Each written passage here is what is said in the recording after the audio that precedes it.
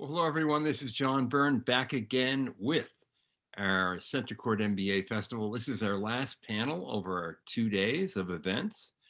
If you missed any of it, you can go on the Facebook page and find all the recordings throughout the 2 days, and they'll soon be up on YouTube and produced. But right now, we're going to talk about MBA careers with representatives from 4 terrific schools. Let me introduce our panel.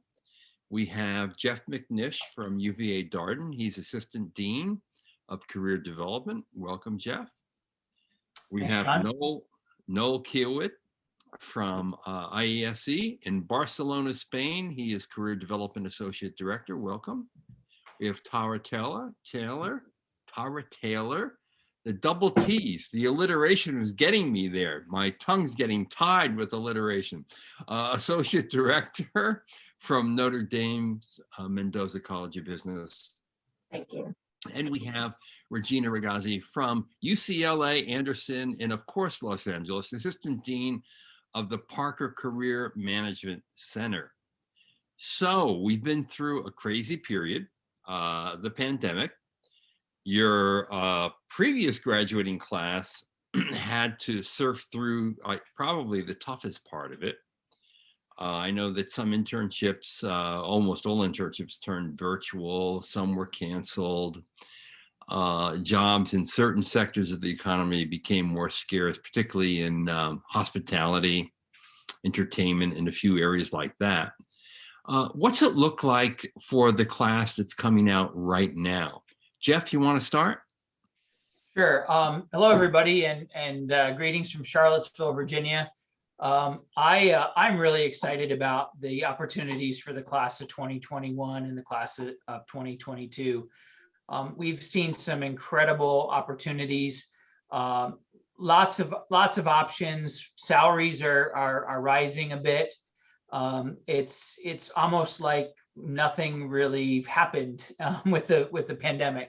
There are still some sectors that are slower or are not hiring, but the industries that are real popular with MBAs, tech, consulting, banking, or finance, they're pretty strong. And I hope I'm speaking for the rest of my colleagues, but we're very, very optimistic about the hiring market right now. Regina, do you share that optimism? I do indeed. Last spring at this time, it was a little bit rough. We had a fair number of rescinded offers. So the companies rescinded the offers of the students who had internships. So we were going into a mad scramble to try to help those students find jobs, which we were able to do. But this year looks a lot different. And also some of the industries, even back then, were okay. It was like everything came to a standstill for a few weeks, but tech said, you know what, we're going to be okay. And investment banking and consulting said, we're going to go virtual and we're going to figure out alternatives here. So those went okay. And we've seen a lot of opportunity come right through the summer and into the fall. And even now, there's plenty of opportunity. So we're seeing it across a number of industries, and even entertainment, which is one where we're a little bit bigger than some other schools, has come back a little bit. And it's looking a little bit different than it looked before, but it's still looking pretty good. So we also are feeling quite confident. Great. Tara, what's it look like at Notre Dame? Echo those sentiments. Definitely optimistic as well. We are definitely ahead of where we were this time last year. A high percentage of our students have found internship opportunities as well as full-time opportunities. So the industries that our students are landing in are strong, and they're getting some good opportunities with some great companies. So we're very pleased. Now, Noel, in Europe, the picture may be a little bit different only because the pandemic is lingering a bit more and the vaccinations are trailing those in the US. Sure. What's the outlook for this coming class coming out now? Right, and surprisingly, it's actually positive, regardless of the vaccine rate here, as we were chatting about it earlier. So the vaccine is not as, the vaccination rate is not as good, but we came into the year a little bit pessimistic or a bit cautious, I would say. But actually, a lot of companies kind of just picked it up a little bit later. And we've had a lot of offers recently in the coming recent months. In the usual consulting firms, of course, the banking, financial industry. So they came in a bit later. And if you look at the numbers that we have, it's actually better than this time around last year, and even better than 2019. So which is kind of a big surprise for us. And so I would say we were cautious in the beginning of the year, but it actually picked up really well and even better than previous years. Let's talk a little bit about recruiting trends. I mean, one obvious trend is the shift to virtual interviewing by many companies through the pandemic. But I wonder if there have been, let's say, over the last 3 to 5 years, any more discernible trends in industry choices and what students want and what companies want. Regina, you want to take that first? Well, I think one of the things that we're seeing is a bigger call for analytics. And we've seen that because there's been a rise in MSBA, Masters of Business Analytics programs. And many of our schools have those programs. But we're now seeing that a lot of the MBA job descriptions are also calling for some analytics background or that skill set. So that's, I think, one of the areas. I think the soft skills are still very, very important across the board. People have to be able to play well in teams. They have to be able to work cross-functionally, talk the talk and walk the walk. So we're seeing that has remained consistent. And I think just the general business skills are appreciated. So I think it's great when you're seeing students coming out of MBA programs having touched everything: operations, human resources, marketing, finance, and having just that base of knowledge in those areas. Doesn't have to be in depth, but just that base of knowledge has remained a very great asset for students coming out of MBA programs. Jeff, do you have a perspective on that? I agree. The analytics today is the Excel of and PowerPoint of yesterday. All three are needed. I think integrated thinking, as Regina talked about, is a differentiator. If you're able to think about how to solve a business problem and how that business problem impacts all areas of the organization. And then just to add a cherry on top of the cake for soft skills, getting things done through others and being influential and persuading. Those are skills that companies are looking for high level skill out of MBAs, and that's a skill that I think is really important to be successful in. And I think our program experiences, where the students go through an entire experience of curriculum and career and social, the volunteering, the clubs, all of those things, the MBA experience helps students develop or practice those soft skills. And I think the MBA degree does a great job in setting that up for the corporate partners who get to benefit from all of that value. Tara, from your perspective, what kind of recruiting trends have you seen over the last few years?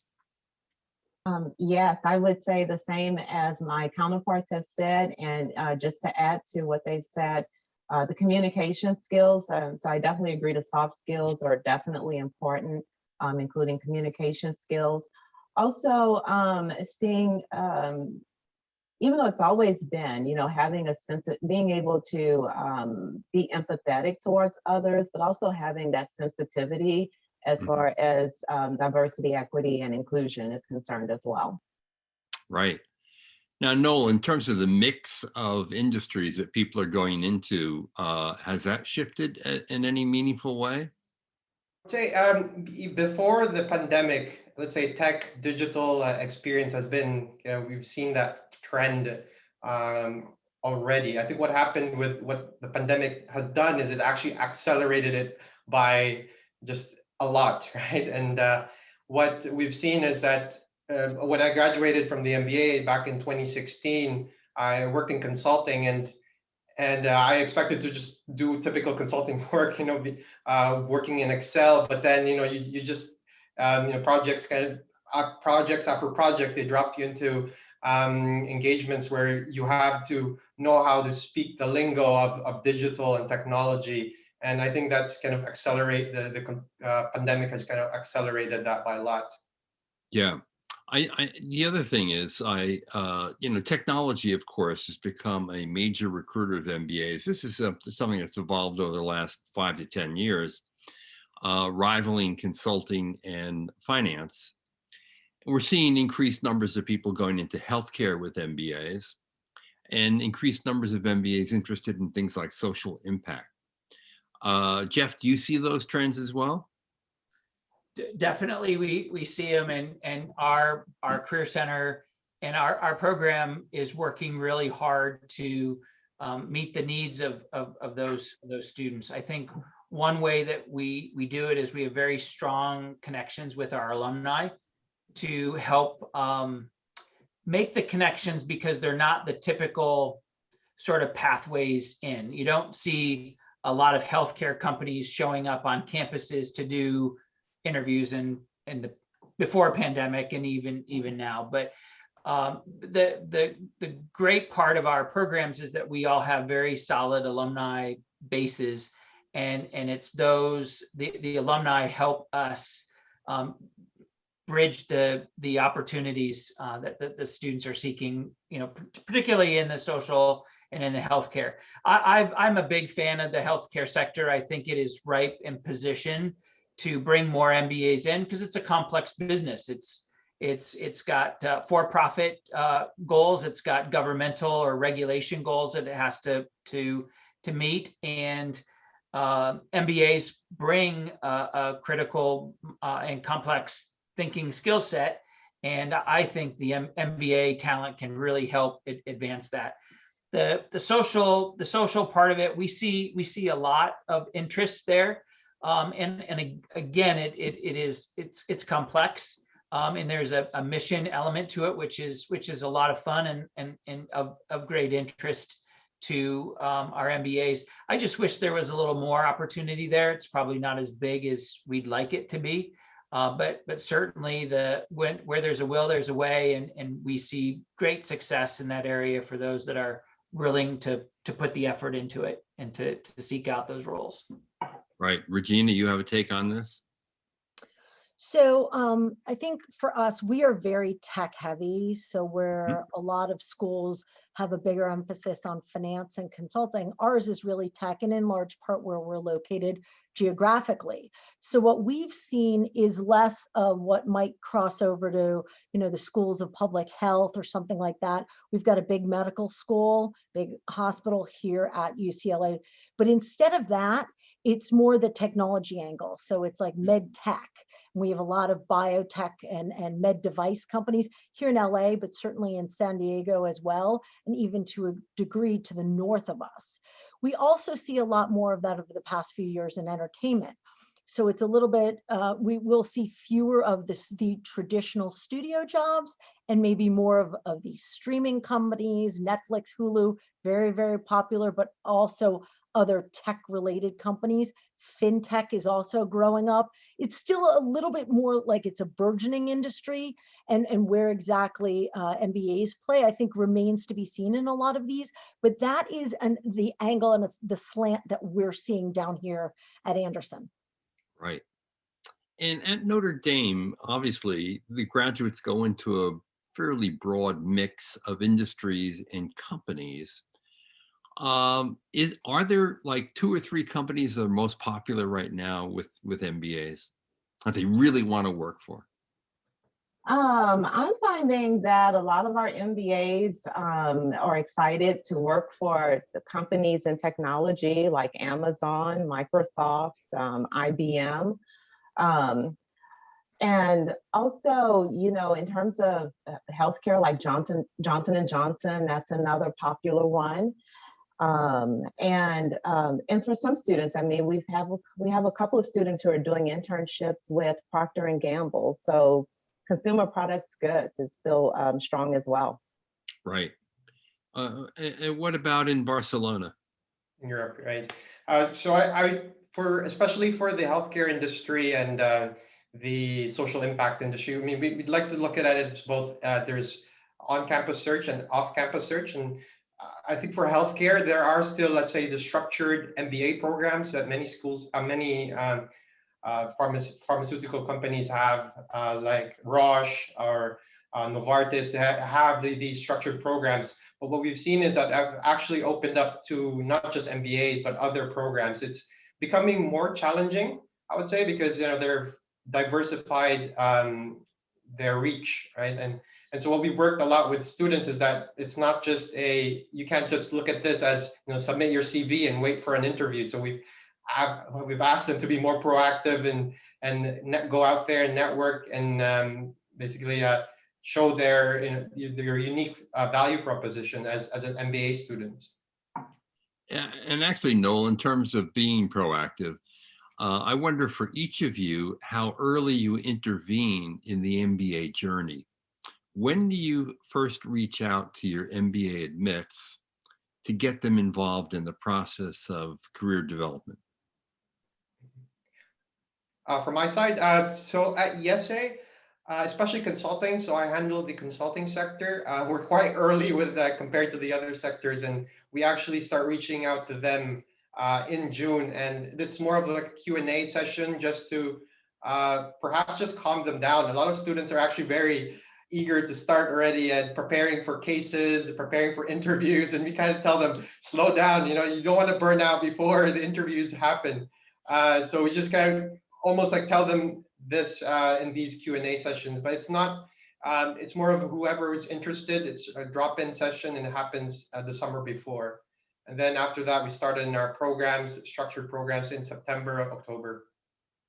Yeah. Tara, can you bring us through your early intervention and then what you do? And are you doing assessment tests? Are you doing webinars before they even get to campus? And then what can they expect when they actually step foot on the campus?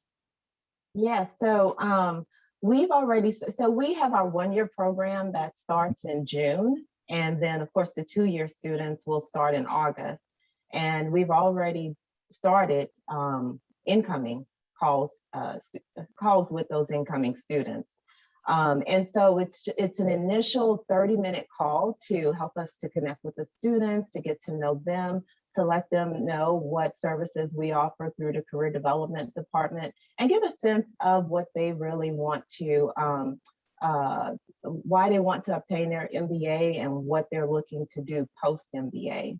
And then once they get on campus, and of course during the summer we're helping them, so with resume review and things of that nature, like we have the Forte conference that's coming up in June, and so some students are getting their resumes ready for that, so we're already working with them. And then once they get on campus, they have a career leadership course that's about half of a semester. And we go through things like helping them to create their pitch, make sure their resume is where it needs to be, also with the interviewing skills and networking. So it's a broad array of topics that we cover during that time to make sure that they're ready for the conferences and to apply for opportunities. Many MBA students who just start are amazed at how quickly the whole recruiting game starts. Regina, at UCLA, how quickly does it in fact start? So, well, Tara mentioned some of these pre-MBA programs. Forte Consortium's another one. So we do like a mini Parker boot camp for the students going through Consortium so that they get a taste and they're ready to interview for situations where they're going to interview. We do a hybrid approach with our career series. Our career series is mandatory, but there's a lot that the students have due before they ever get started in August. And one of the things we're thinking about is to try to do some upfront work, like starting in July, that's a little bit more academic in nature, to give them some of the fundamentals that they need for the career search process. And we're finding that that may be necessary now as timelines are creeping up and up and up, which we've seen over these past couple of years. We especially saw that last year. Tech used to be a lot more patient and wait until mid-January to start.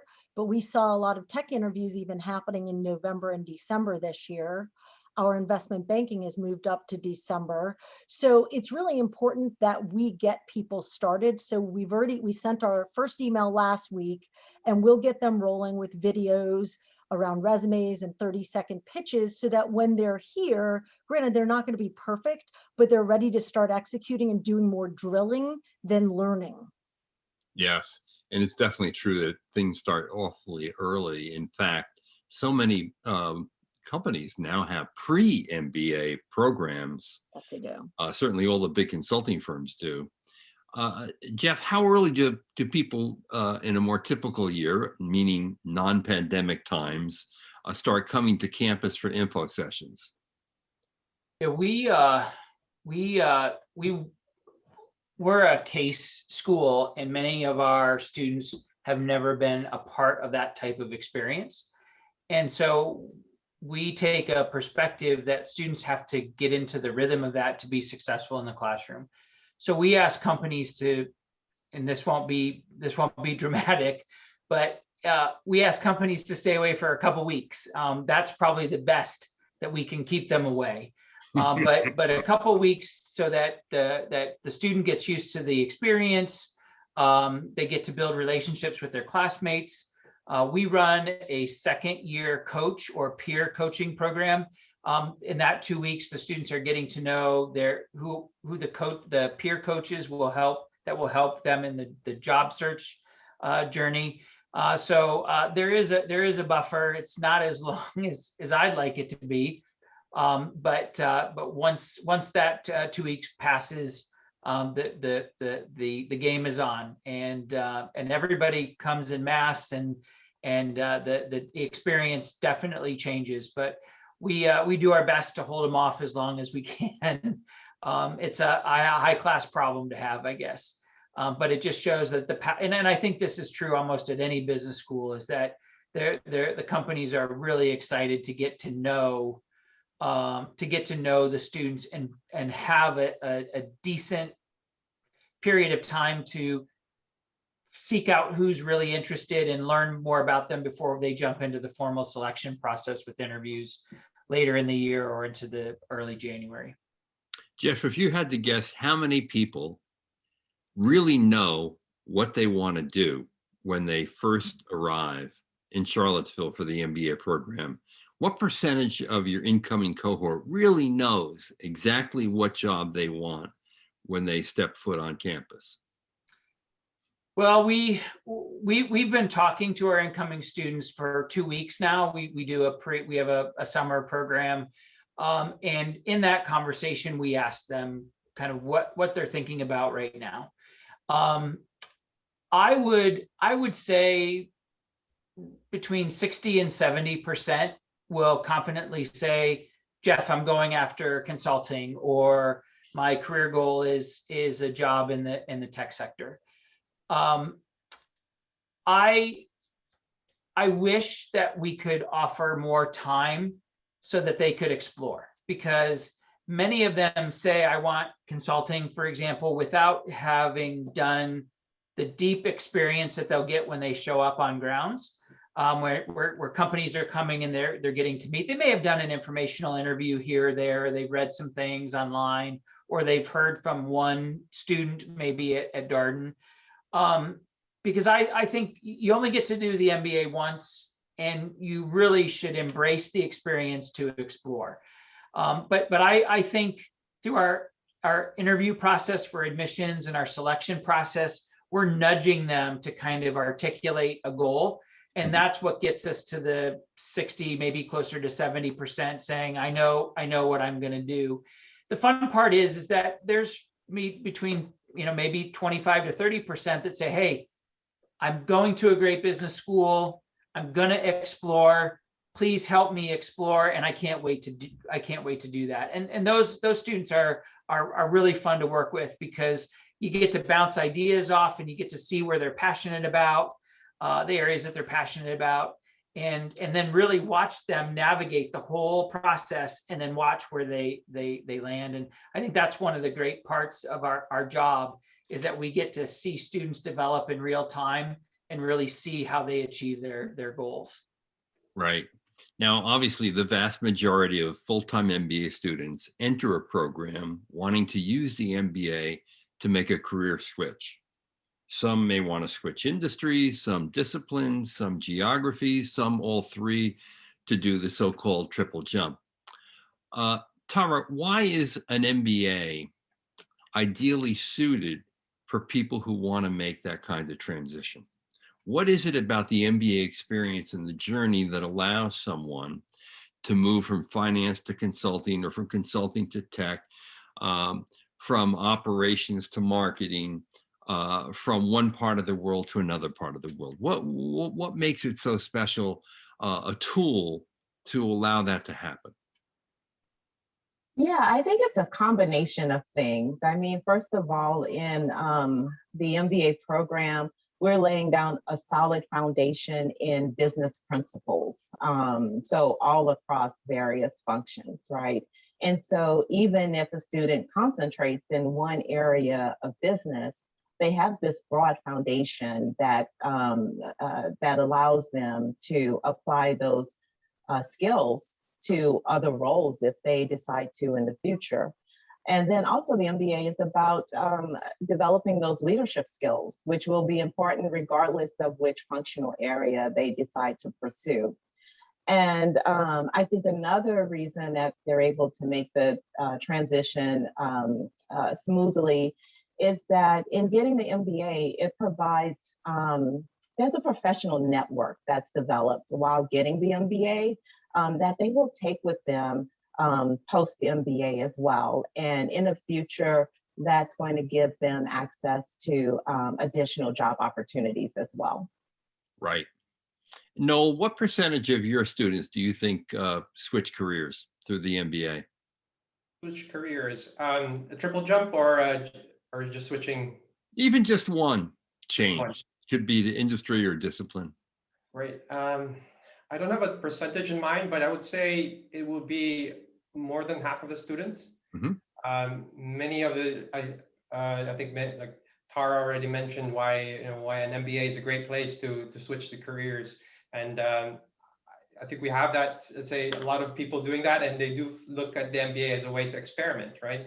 I think the academics with us, you have at least 50, or you usually have around 15 cases each week, and each of those cases is a different perspective on a business problem. It's a different set of eyes on a different set of challenges, right? So you have the academic side, which exposes you to these to different industry, or different let's say different in departments, right, and different disciplines. And then the second thing is also mentioned by Tara is the classmates you have. I had dinner with a classmate the other day, and he was chatting up with another classmate and kind of offered him an opportunity for a startup focused on the healthcare industry, right? So I think this is, you can have these conversations even after 4 years, of 5 years after the MBA. Having, it might not get you the job. Maybe your classmates won't get you the job right away after the MBA, but certainly it's a big help in the future, that professional network. Right. Regina, from your standpoint, what makes career switchers successful? Well, first of all, I want to answer your last question, because we once calculated it, and we calculated that it was around 94% of students. And I will bet that that's true across business schools, doing one of the three, and many of them with multiples. So I think that's just important to note, that that's an expectation. And I think the people on the line should know that. So I think that's helpful. What makes them successful? I think number one is a big mantra we have here at Anderson, and specifically in Parker, is trust the process. Trust that we are experts in helping you make that transition, whatever your transition may be, right? And so there are fundamentals you need to know. But along with that, it's not just being open to learning the academics you need to know and getting coached on the career search process, but it is that second part. It's coachability. How coachable are you? How open are you to feedback, whether it's from your classmates or it's from second years in these programs, because we've got one of those too, from the professional career service staff, or from the employers. Look to get that feedback and look to make those tweaks. Sometimes all students need to fix is tweak the golf swing, as I like to say. Just make one or two changes. I think coachability is probably the most important thing. Yeah.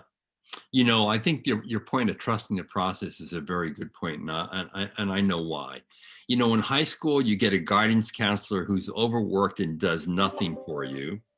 Then you go to your undergraduate institution, and the career development centers at the undergraduate level are notoriously understaffed, and you can barely get their attention. So finally, you go to graduate school, and you've had these two bad experiences to begin with, and maybe you're not so sure you want to trust the process. But I can assure everyone, and I say this over and over again, but it needs to be said, business school is the only school in the university that really invests more in career development and career management than any other department, any other school. And the reason is simple. Deans believe that your MBA education is not a success unless you get a job at the end. And there aren't deans of any other school who really believe that and then put their money where their mouth is.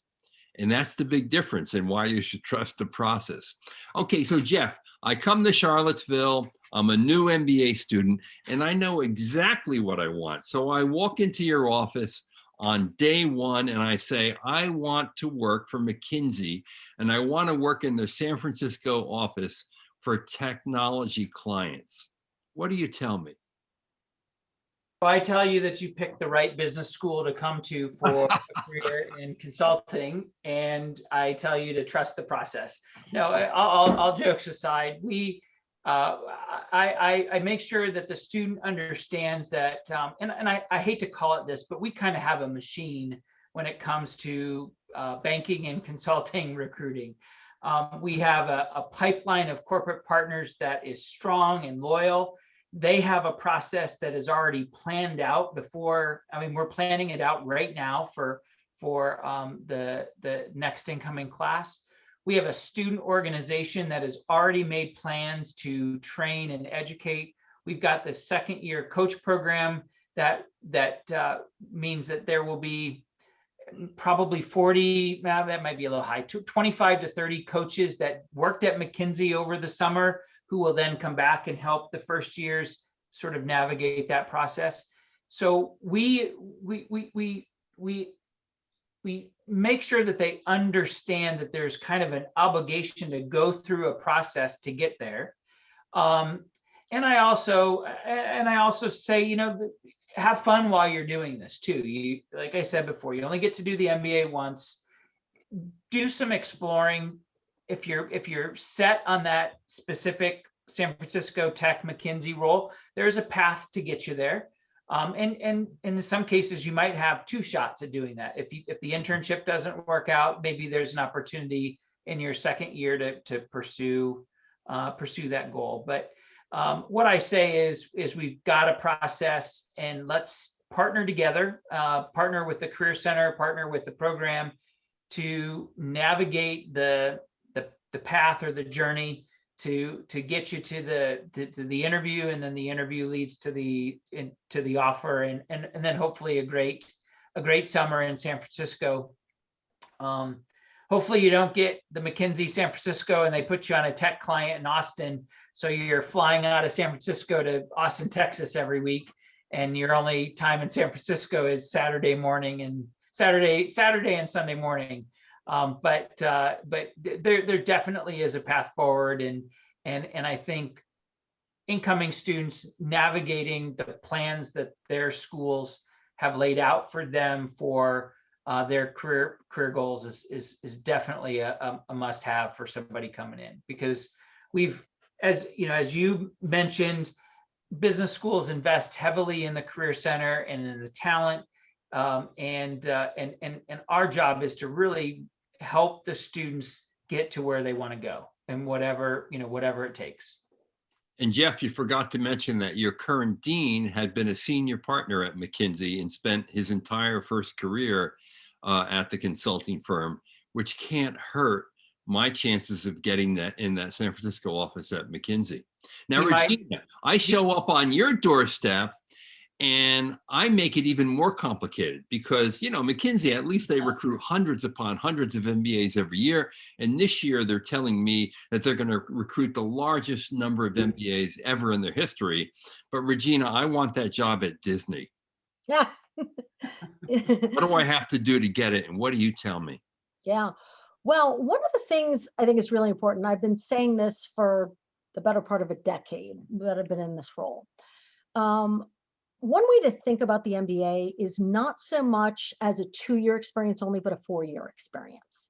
And I say that because it's like your first 2 years are in the classroom doing your internship, and your next 2 years are in the foundational job that's going to help lay the groundwork for the remainder of your career. So whether you get into Disney day one or you get in 6 years down the line, you'll be at Disney. I think it's really important, especially in the entertainment industry, to understand what it takes to get into that industry.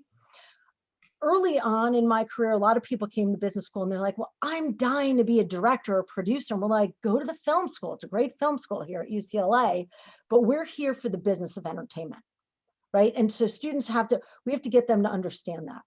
2 huge elements of entertainment recruiting are networking. And so really, really getting to know people and to prove to them why you are very passionate about the business of the entertainment industry. That's one thing. The second is your willingness to work hard and have patience and fortitude. It often takes 2 internships, like academic internships, to even get a summer internship. And then sometimes Disney holds on to people. They'll do a summer internship there, and then they'll hold them for a fall internship, a winter internship, a spring internship, before they'll ever lock them into a full-time job. So you really need to understand each entertainment company, each company really, how they do their recruiting, what the expectations are, and you have to be prepared to do everything that's expected of you. Because Disney internships and some of the Netflix and Hulu, we get a lot of those, and they're only coming around to taking MBAs straight out of school. A few years ago, they wanted to see people go work at the studios, go work at other companies before coming to them. So I think patience and fortitude are also a big part of this. Yep. Now let's play this game at Notre Dame. I'm coming in and I want to be a brand manager at Procter & Gamble. What do you tell me? Well, if you want to be a brand manager at Procter & Gamble, I am hoping that that student is doing our 2-year MBA program versus our 1-year MBA program. Now, why is that?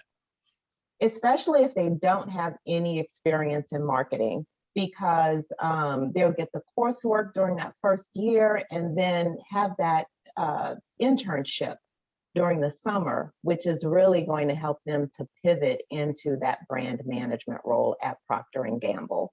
And so, and oftentimes organizations in consumer products goods, they hire their full-time employees from the summer internships. And so if they can really demonstrate that they've done well in that internship, at the end of it may be that offer for that full-time role. Right. And Noel, I'm coming into your school and I want to work for Amazon. What do you tell me? I would probably sit down with you and ask you why. Like, why Amazon? What makes you excited about Amazon, right? And if you're thinking of Amazon Luxembourg, for example, so is it really Luxembourg that you're targeting, or is it really Amazon that you'd like? And we can work, let's see what are the options, right, as well. I think we'd like to we typically start with our students understanding what their North Star goal is. What's really more important? Is it location? Is it the industry? Is it the department, right? And trying to understand that. And if aside from that, we're understanding where they want to be and then sort of understanding where they're at right now.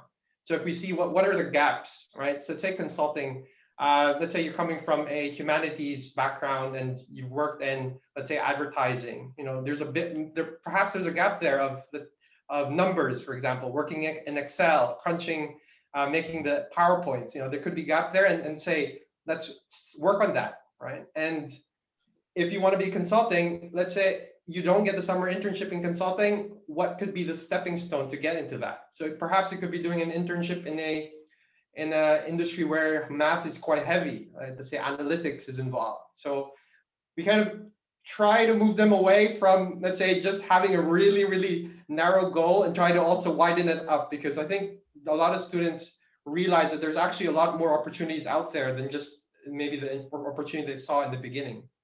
Right. I think everyone suggests that you should have a plan B, for example, right? And that's particularly true for international students who come hoping to use a degree to work in your home country. Jeff, what is the sort of state of the union for international students who want to work in the US today? Certainly, admissions is seeing more international applicants in the pool with the change in administration. And a lot of schools that had a decline in international representation in the last class are seeing the numbers go back up. What about the expectation of landing a job? So great question. I'm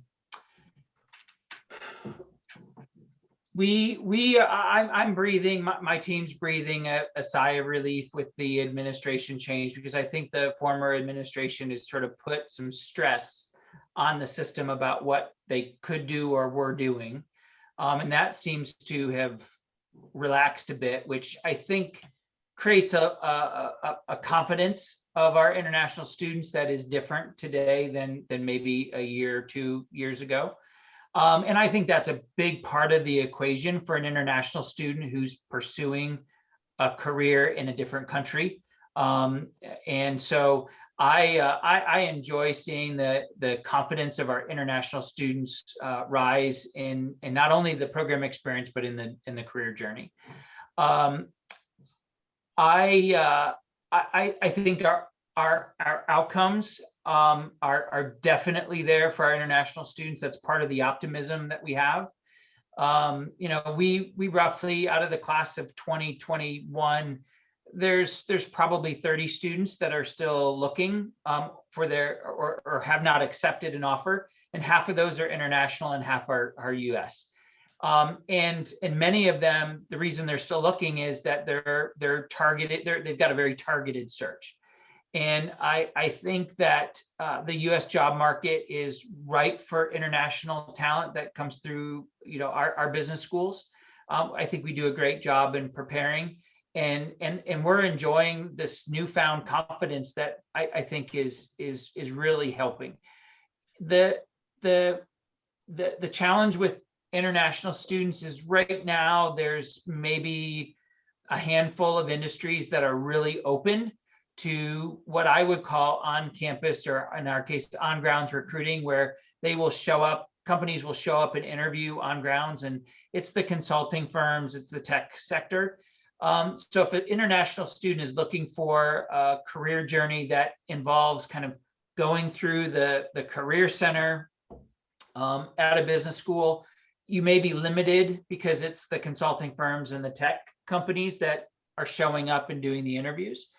But an international student who kind of takes their career into their own hands, partnering with us and maybe doing what we call an off-ground search or an independent search, there are opportunities there. We just have to help them uncover them and make sure that the firms know how to hire an international student coming off an F1 visa, for example. But to sum it up, I think there are great opportunities today, and there's kind of a weight off our shoulders with the new administration.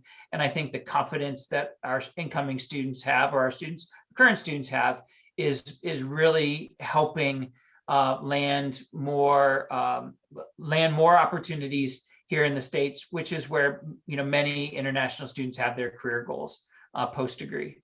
And Jeff, I remember a couple of years ago sitting in your office in Charlottesville, and it was a year after Darden got its STEM designation for the MBA. And you were telling me that really made a difference. Is that still true? If you go to a STEM program, Do you have a better shot? I think it is definitely part of the equation. We are, I believe this is our second, this might be our third class that will have this designation. And we're tracking the class that graduated 2 years back to see if that STEM is helping them in their career journey.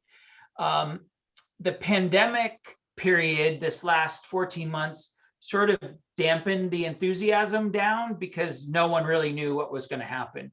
Mm-hmm. I'm really expecting that this whole STEM certification that we have, that I think other schools have, you might see that pick up because the uncertainty of the pandemic is going away.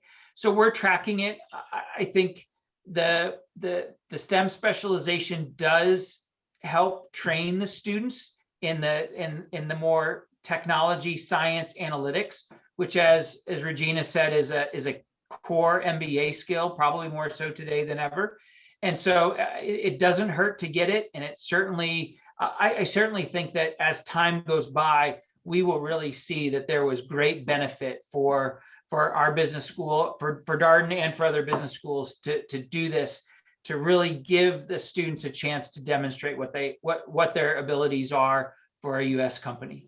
And for people who don't know, I should just point out that if you go and you get a STEM designation, you can apply for a STEM-related job and get an additional 2 years of OPT, that's optional practice training, in addition to the 1 year you would automatically get. So effectively you have a 3-year shot at working in the US, and therefore multiple times of applying for an H-1B visa, which is really the appeal. Regina, what's your take on internationals who want to stay in the US? Obviously, the LA metro area is incredibly diverse, very cosmopolitan. People from all over the world work there. I would imagine that it's very open to international graduates. Absolutely. To a degree, it depends on what we're talking about, right? So when people come to Anderson and they're like, I want to be a product manager in technology and I want to stay in LA, we have to pause a second with them and we have to say, just so you know, while the technology companies are here in LA, they're not always producing product managers in LA. This is not where they want the product managers, right? So you have to know what the roles are. A lot of times they're sort of account management type roles, marketing type roles, sales to a degree. And those are open to everybody. It's just a question of if those are the ones that MBAs want. We do have a decent startup scene here. You hear Silicon Beach, so we have that. The question then becomes, are these companies, number one, hiring MBAs in the first place and paying them MBA wages? And that's an important question, thinking about how expensive business school is these days. And then it's, if you're talking about international students, can a startup support the whole the visa process and getting them H-1Bs and whatnot? Are they going to sponsor them? So I think there are a few pronged questions that you have to ask around that. LA generally is a very diverse city. It's just a question about a combination of the diversity of the city, the MBA roles, and what students are looking for. So it's all of those things. So I wouldn't say it's easy breezy because we're in LA. I would say it's easier probably in the Bay Area than it is in LA. So if students are open geographically when they're international, and I find that a lot of students are, they'll say, I'd love to be on the West Coast. West Coast is a big place. That gives us LA and certainly San Diego as well, but it gives us the Bay Area and Portland, Seattle. And so the more they're willing to expand, the easier I think it's going to be. Right. And for those who come from North America or Asia or Latin America and come to Barcelona, how easy is it to land a job in the EU? The EU. We have the structured programs and let's say the consulting firms. We have the healthcare industry, tech industry, and they continue to sponsor, let's say, work authorization from these students. And there hasn't been a lot of issues with that. If you have the skills and if you have, let's say, if you put in the effort to look for these opportunities, I think students get, you can get that opportunity, right? And what I think the challenge, I mean, there's certainly challenges. I mean, you've seen Brexit happening, right? And in fact, beginning of this year, no kidding here, a company came and asked us, how can I hire this person, this student, right? And I had to spend that afternoon searching the UK's government website just to understand what they needed to do. But I think even with that, companies are still making the effort to hire students. And I would say a majority of our students end up in Europe afterwards, right? And there are challenges, but I think there are, let's say, depending on what location, it can be easier. And so, for example, Middle East, a lot of our students go there for consulting, and there's no problems sponsoring students there. There could be some certain countries that are a bit more challenging, but we work with students with that and try to figure out what's the best way for them to land a job in that location. Right. Now, Tara, what are some of the mistakes people make in terms of recruitment and getting a job?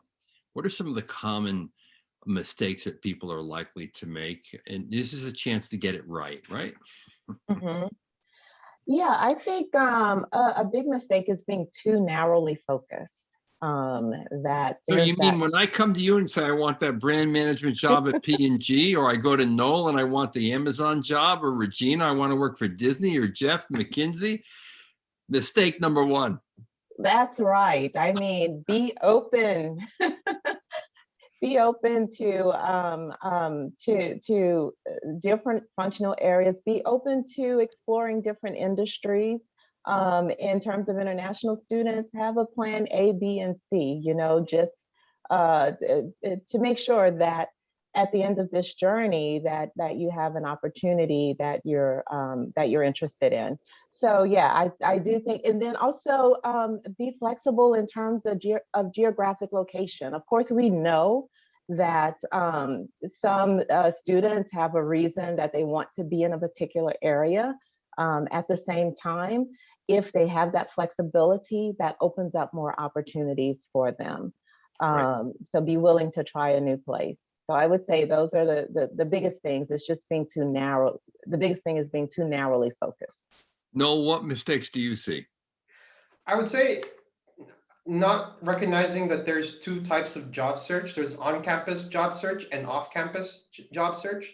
The on-campus, you have the companies coming over, they understand what an MBA is, they have set number of positions for the summer and then for full-time.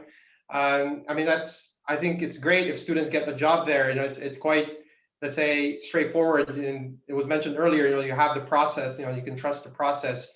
There's also, let's say, off-campus search, right? It could be, let's say, that sustainability job that you're looking for, which they typically don't search for MBAs. It could be that clean tech role in, let's say, the Nordic countries, right? So these jobs require a little bit more.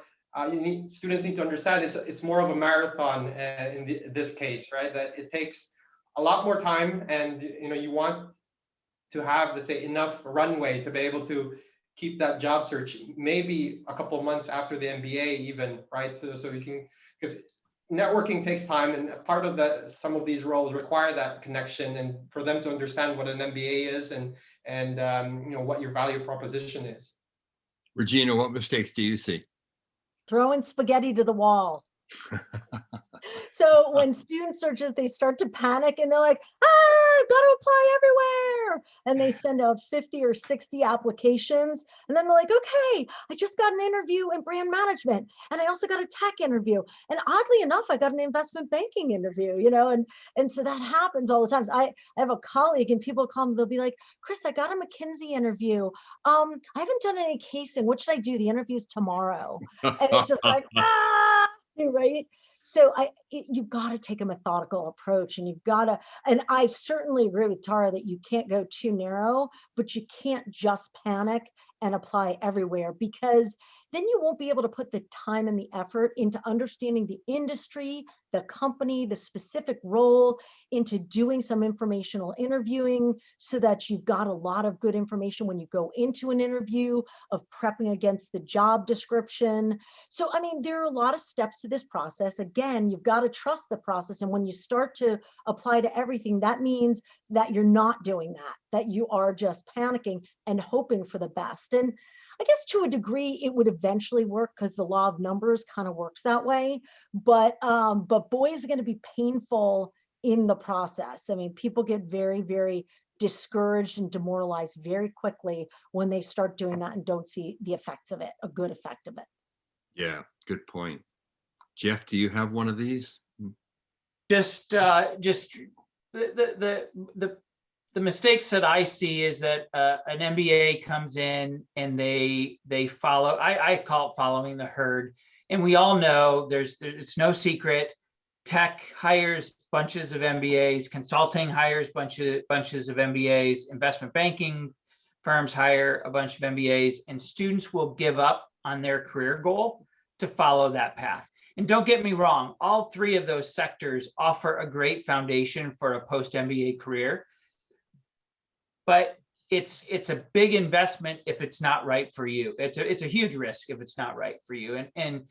And our career centers, and I hope I can speak for everybody, is that we cherish the opportunity for a student to say, hey, I want to partner with you on something that may be a little different, but I know that I know this is right for me. I've done the homework, and can you help me?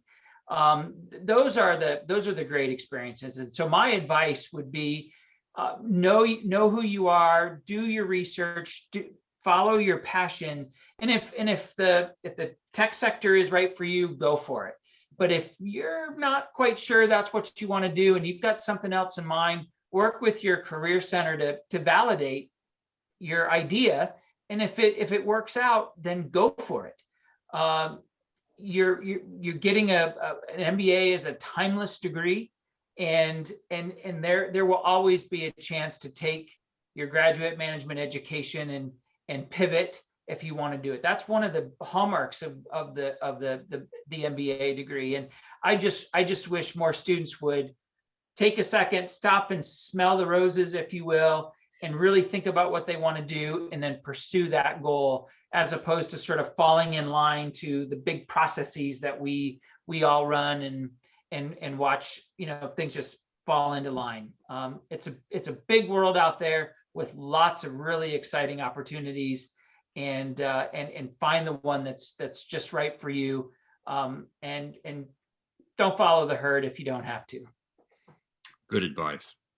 Tara, over the next 3-5 years, or even in more particular for the applicants who might be applying in the next admission season, so that would take us out, let's say 3 years.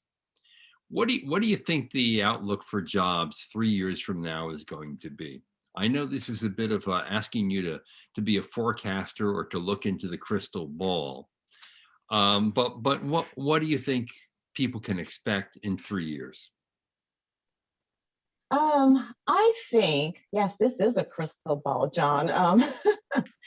I think in the next 3 years, I'm optimistic that, we'll still be seeing a good market for MBAs. I mean, I do agree with Jeff that it is a timeless degree. There will still be roles out there. Though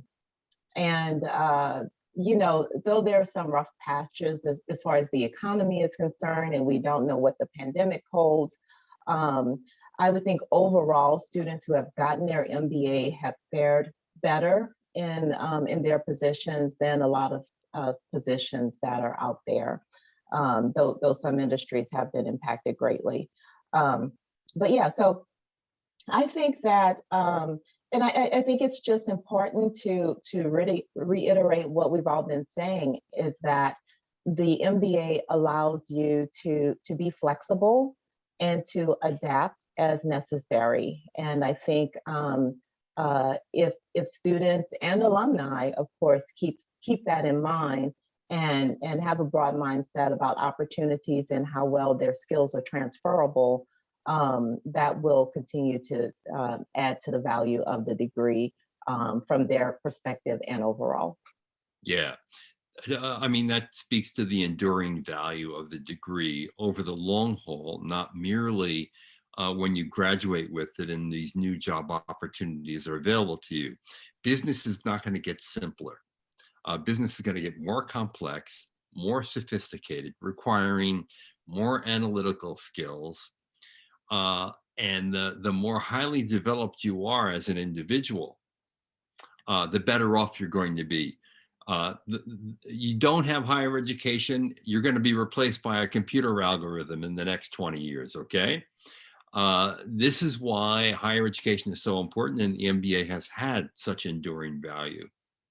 So well, our time is up, but I want to remind everyone, we had a bunch of questions come up, and I want to invite those people who asked the questions to go in the info sessions after this. Go on our landing page and you can talk to any one of our panelists with any question you have and get an answer, which is why I didn't address these questions right now. And meantime, I want to thank Noel, Tara, Regina, and Jeff for a terrific session. I really appreciated your attendance and engagement, and really enjoyed either seeing you again or meeting you for the first time. And I hope all of you have a safe and healthy future ahead. Noel, I want you to get a shot in your arm as soon as you can.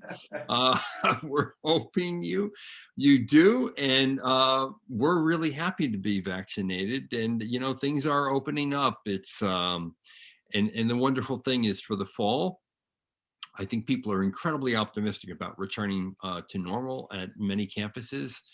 And after all, the MBA experience is an incredibly social one.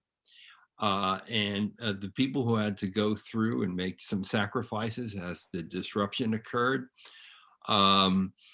I know it wasn't easy for all of you, but I know that applicants in the future and people who are going to be matriculating this fall will have a full, terrific MBA experience. So thanks to all of you out there for watching. And again, Regina, Jeff, Tara, and Noel, thank you for participating. This is John Byrne with Poets and Quants.